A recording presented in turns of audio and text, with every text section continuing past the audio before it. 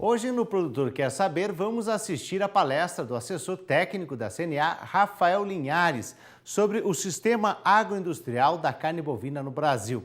A apresentação aconteceu durante a segunda edição do programa Diplomatas no Campo, para alunos do Instituto Rio Branco. Veja agora. Nosso breve roteiro, falar um pouco de estatística, um pouco de produção e indústria, alguma coisa de carne de qualidade, desafios dessa cadeia e as principais potencialidades para que o senhor tenha um conhecimento. Falando da estatística, ano base 2016, nós temos um rebanho de 215 milhões de cabeças de bovinos, é o maior rebanho comercial do mundo. Por que comercial? Porque o rebanho total, o maior do mundo, é indiano, porque lá a fêmea, a vaca, é considerada um animal sagrado, é considerada a mãe dos homens, e lá não se abate fêmeas, muito pelo contrário, cuidam muito bem, a vaca tem vida de humano lá praticamente. Mas eles são produtores de bovinos macho e bubalinos. Tá? O nosso abate nacional está em torno de 30 milhões de cabeça. Tá? Nosso maior estado produtor é o Mato Grosso, em torno de 5,5 milhões de cabeça batida ano. Nossa produção de carne bovina, 9,5 milhões de toneladas em total equivalente de carcaça. Total equivalente de carcaça é o cálculo que a gente faz tirando o osso e as partes não comestíveis da carcaça do bovino. Tá? Em termos de produção, nós somos o segundo maior, perdemos os Estados Unidos, que produz aí 11 milhões de toneladas. Temos um consumo per capita de 30 quilos e 700 gramas por habitante ano. Há 10 anos atrás, nós tínhamos um consumo em torno de 40 quilos. O consumo da carne bovina é muito ligado ao poder de compra, à renda do brasileiro. À medida que o brasileiro ganha mais, ele tende a consumir mais carne bovina. E o efeito reverso também é verdadeiro. Menos renda, ele vai se tentando comprar carnes mais baratas até que chega nas carnes concorrentes, suíno e aves. Tá? Mas é tradição do brasileiro o velho e bom churrasco. O consumo doméstico, 7,6 milhões de toneladas ficam aqui dentro do Brasil mesmo. Esse consumo é altíssimo, é o segundo maior do mundo também, só perdemos para os Estados Unidos, que consome 9,5 milhões de toneladas ano. Tá? E a nossa exportação, sim, é um tema que cabe muito interesse de vocês. A gente exporta 20% da nossa produção nacional, tem espaço para a gente crescer e muito. Mas também somos importadores, pequenos, mas somos. Continuamos assim, irrelevantes na importação. Mas importamos alguma coisa do Paraguai, do Uruguai, da Argentina, alguns cortes nobres que vocês podem encontrar facilmente nas principais casas de carnes por aí afora. Essa é uma tela de destino, de origem da carne brasileira para o exterior, tá? Onde a gente tem ali a predominância do estado de São Paulo como maior exportador, seguido do Mato Grosso, Goiás, daí por diante. Considerando que São Paulo não é o maior produtor, ele só recebe a carne em carne com osso, vai ser processada em cortes, que vai ser, então, remetida ao mercado internacional. Mas é dali que sai a carne do Brasil. Principais destinos das exportações brasileiras de carne bovina. Ano passado, fechou Hong Kong, Rússia, Egito, China, Chile, União Europeia, daí por diante. São os países aí interessados na nossa carne, coisa que a gente já exporta para mais de 139 países no mercado até então já consagrado. Principalmente carne in natura, além da carne industrializada, a carne que sofre algum processo industrial no seu processamento, processo térmico, carne enlatada, enfim. As miudezas, que são as vísceras bovinas, a carne salgada e as tripas. Mas a carne in natura abrange aí 80% dessa exportação. Aqui um fluxograma.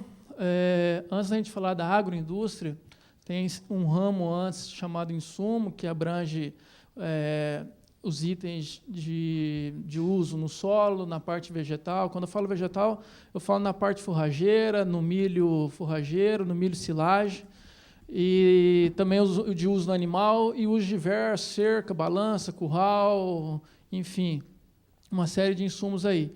Entrando no eixo produção, sanidade, nutrição, genética, são os 3 pilares aí para a produção bovina. Na parte de indústria, os principais processos, abate, desosse e refrigeração. Depois partimos para o mercado, os principais produtos, mercado interno, mercado externo, e também ao consumo. Há uma classificação que a gente segue após uma pesquisa da Apex, a gente vai comentar mais adiante, que seria carne ingrediente, culinária e carne gourmet. E também a nossa carne concorrente, que a gente já comentou, a carne de aves, carne de suíno, que foi apresentada para você no período da manhã. Na parte de sanidade, a gente tem os programas nacionais que a gente cumpre, a gente pecuarista.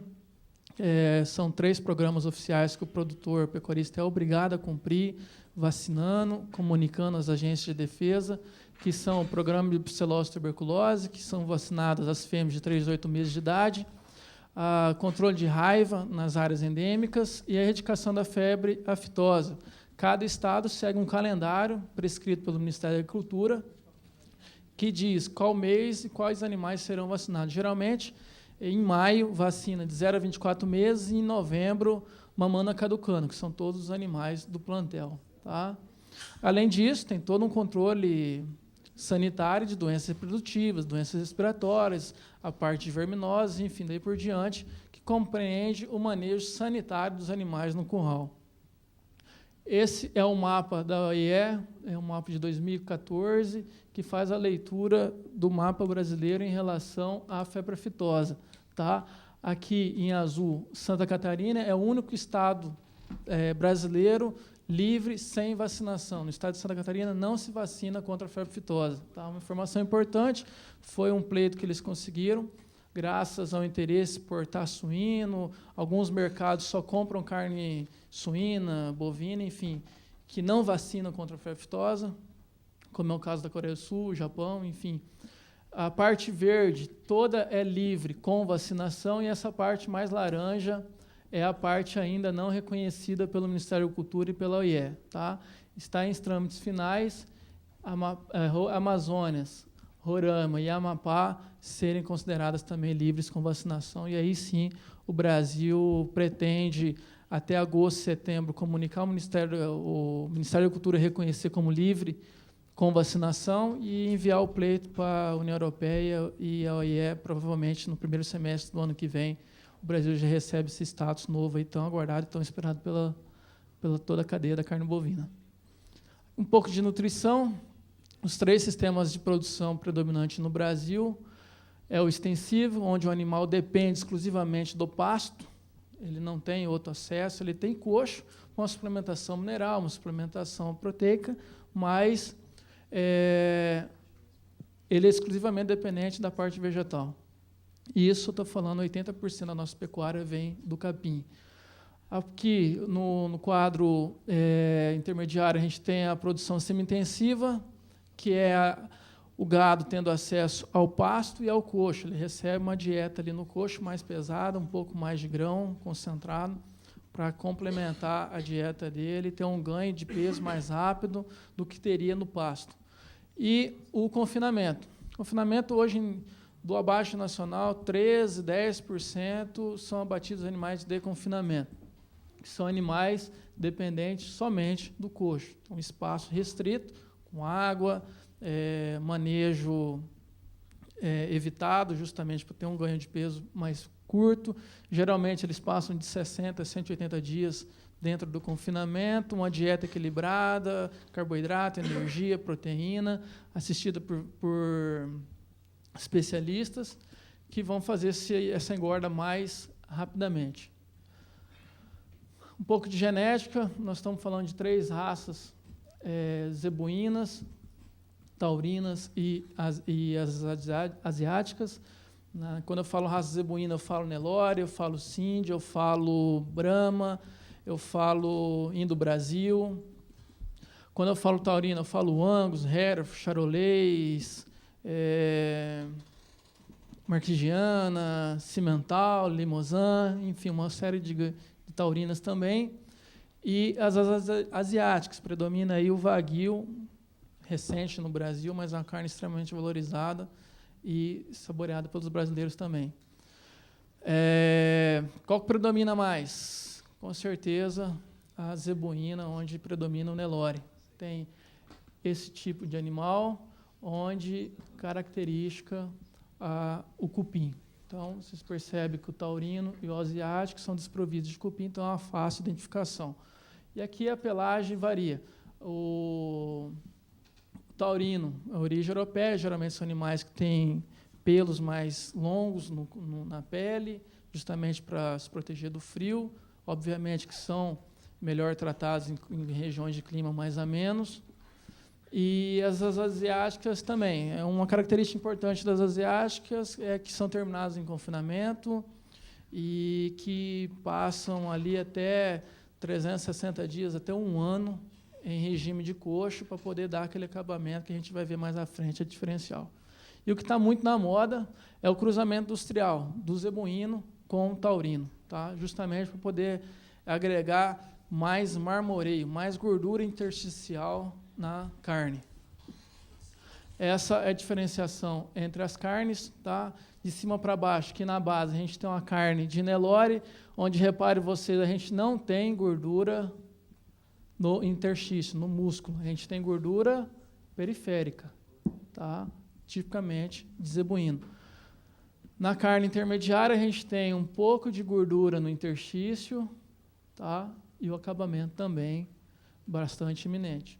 E o wagyu sim, muita gordura no interstício, no músculo, além da gordura periférica.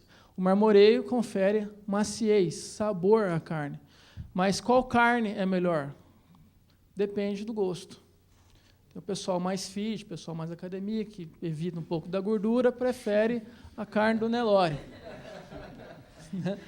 O pessoal que quer um pouquinho mais de gordura tende a ir no Angus. E o pessoal que gosta muito da gordura vai no wagyu. Aí tem para todo tipo de gosto, todo tipo de bolso, porque a gente pega aqui também, então, uma diferenciação de custo bastante destacada.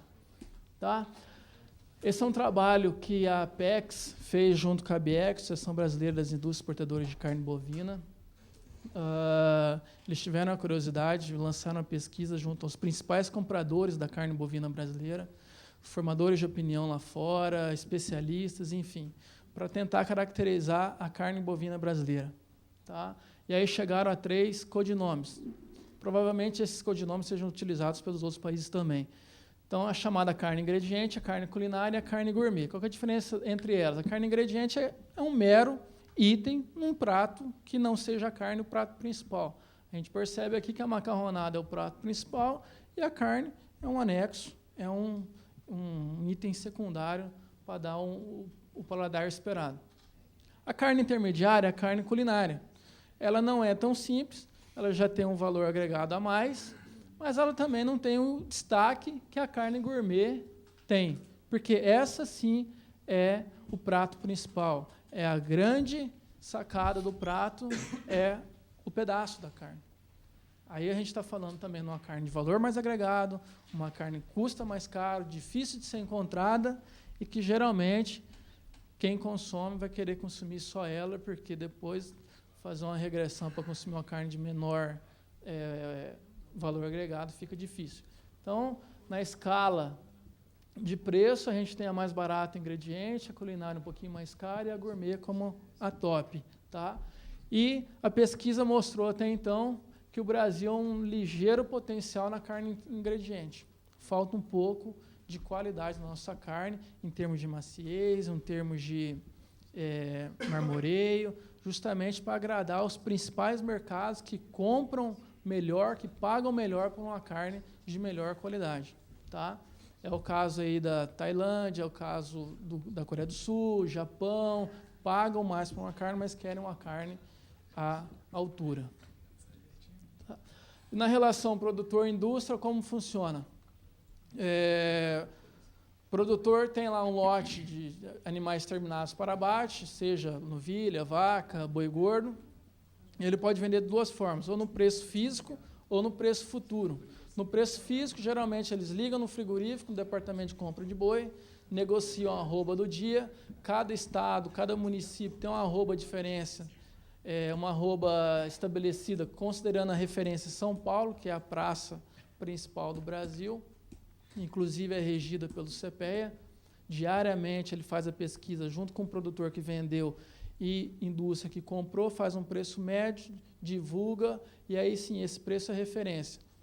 Eixo São Paulo, que serve de referência também para os outros estados e municípios. Negocia naquele valor, tantos reais por arroba. É o caso aqui. No dia 7/2, arroba São Paulo, indicador Borgô de Exalc, R$ 144,84 por arroba. Uma arroba, 15 quilos. De peso, morto. Meia carcaça, que a gente vai ver mais à frente no sistema de pagamento. E o preço futuro? Preço futuro, o produtor lança o contrato de boi gordo a meses futuros, em preços estabelecidos, geralmente mais elevado que o preço físico. Naquela data, ele é obrigado a entregar o boi gordo ou fazer a venda, a negociação daquele contrato. Tá? Também, aqui exige, no preço futuro, ele exige um acompanhamento de uma corretora. Tá? E é muito estratégica essa ferramenta, principalmente o produtor que tem um custo de produção descrito na mente. Ele trava o preço de custo dele, coloca uma margem de renda e estabelece um preço futuro, ele não tem susto. Ele vai terminar os animais naquela data, naquele mês combinado, vai levar os bovinos para o frigorífico, vai abater, está feito o negócio. Tá? Não corre risco de repente, chegar naquele mês, a arroba caiu, ele tinha uma arroba melhor, deixou de ganhar. Tá certo? Naquela data, é feita a entrega dos animais no frigorífico. Fiz questão de trazer essa foto para vocês, porque apesar de serem encaminhados ao abate, feito todo um acompanhamento, principalmente no bem-estar animal, como o Dr. Juliano disse bem hoje no período da manhã, que é o sombrite, que é a aspersão de água, já para aliviar as sujidades que vão ser encaminhadas para o abate. Geralmente, os frigoríficos têm piso emborrachado para evitar que os animais escorreguem e possam ser fraturados. Aqui são separados por lote, geralmente por sexo, enfim. É feita uma escala de abate. Eles ficam em jejum e dieta hídrica nesse momento, eles ficam 12 horas sem comer nada, só ingerindo água, justamente para aliviar o conteúdo gástrico. Quanto mais conteúdo eles deixarem no curral, melhor, que vai ter menos contaminação dentro do abate. Tá? E o que o produtor recebe? Exatamente o que vocês estão vendo aqui. Só isso que o produtor recebe. Aqui foi embora couro, foi embora cabeça, foi embora vísceras, foi embora cauda, rim, enfim, patas. Recebe somente as meias carcaças. Banda 1, banda 2, é um mesmo animal.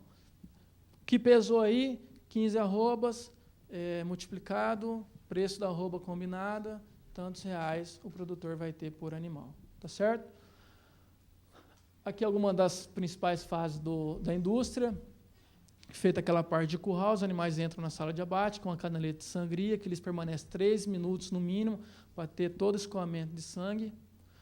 Lembrando que aqueles não estão sem vidas por total, eles receberam uma insensibilização no crânio, perdem a sensibilidade, mas ainda tem batimento cardíaco justamente para poder auxiliar na evasão de sangue do corpo.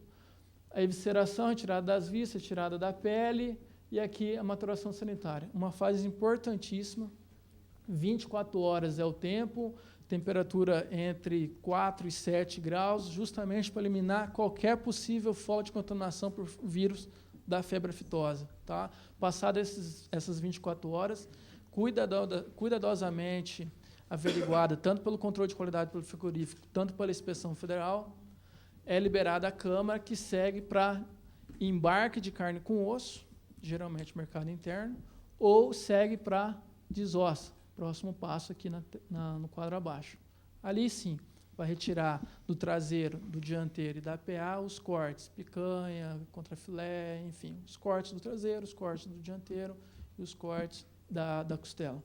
Feita essa desossa, segue numa embalagem primária, que é o saco plástico, segue numa embalagem secundária, que é a caixa de papelão, e é condicionada nas câmaras de refrigeração, tanto para resfriado quanto para congelado.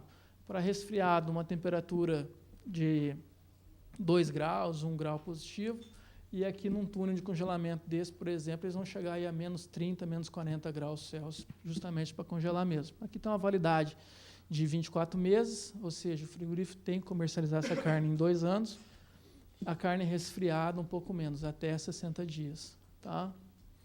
E aí, como a fala principal que hoje é a exportação, é acondicionado em containers, sai do frigorífico, tomada de frio, esse container térmico, ele tem um motor que gera frio, mantém aquela temperatura menos 20, menos 10, menos 15 graus, ele é extremamente hermeticamente fechado, ele perde de 1 a 2 graus por dia no navio, por exemplo, e aí segue para o país de destino. Geralmente, do Brasil até a Ásia são 30, 40 dias de navegação, aí, principalmente por via marítima. Tá? Pouca coisa vai aéreo, mas tem também a exportação via aérea.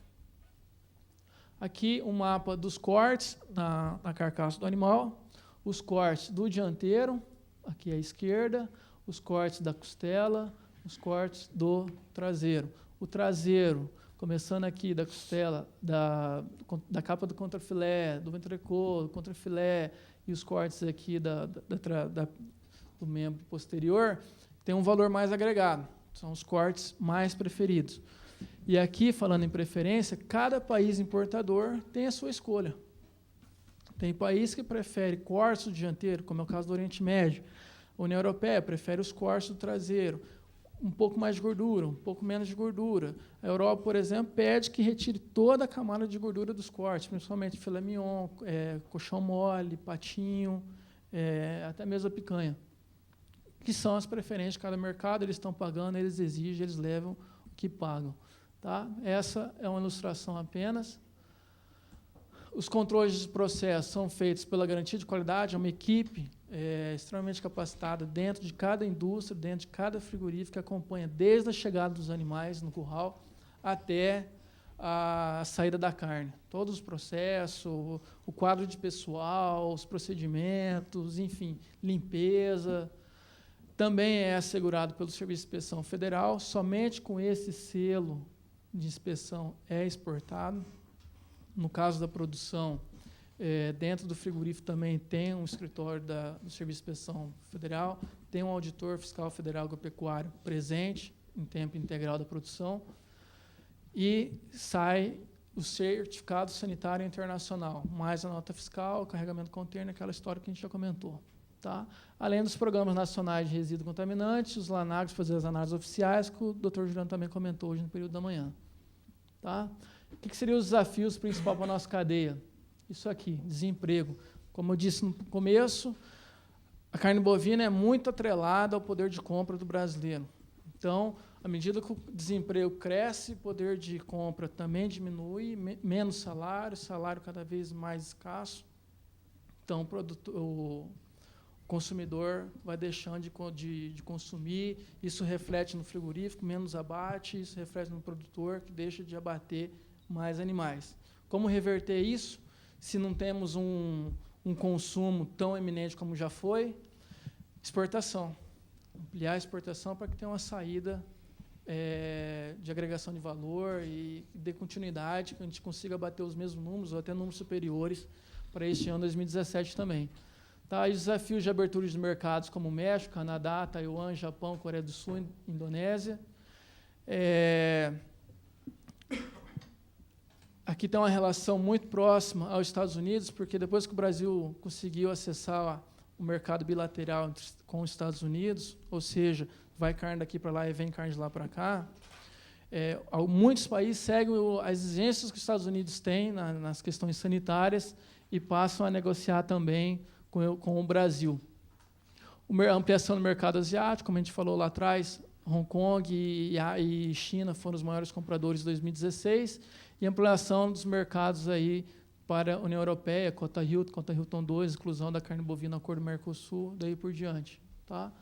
E as questões estrangeiras incoerentes, que é aquela fala da Camila Sandi, referente ao desmatamento, a pegada hídrica do boi brasileiro, a emissão de gases de efeito estufa, lembrando que eles calculam só o que o boi emite de gás de efeito estufa. Realmente emite, pela eructação, pelos gases entéricos, mas ninguém até então parou para pensar que a pastagem sequestra muito carbono, que a floresta que tem junto ao pasto também sequestra muito carbono. Então, é possível que a gente tenhamos muito crédito de carbono e não emissão. Certo? Esse é o mapa da Europa em relação aos estados habilitados a exportarem para os países da sua União. Estamos na iminência de incluir Rondônia e Tocantins e DF, tá, como estados habilitados à exportação de carne bovina para a Europa. É provável que saia ainda esse semestre. Tá. As potencialidades da carne brasileira: produção aliada à preservação, a CNA juntamente com a ações GTPS, que é uma entidade que cuida justamente dessa parte de produção aliada à preservação ambiental, a melhoria da produção da carne de qualidade, que é aquela história de conseguir cada vez mais aquela carne gourmet de maior valor agregado, o excedente para poder atender a demanda de 9,5 bilhões de pessoas previsto para 2050. Só o Brasil tem as condições exponenciais de clima, solo, chuva, rebanho e tudo mais para poder atender. A rastreabilidade individual de 100% dos animais são exportados para a Europa, todos eles têm um brinco de identificação e rastreabilidade a nível de campo, a nível de indústria. E ampliação do mercado externo, uma ação aí conjunta CNA, BIEC, Apex Brasil, Projeto Brazilian Beef, que é esse projeto aqui. É um projeto temático da Apex, junto com a BIEC, para a promoção da carne bovina brasileira lá fora.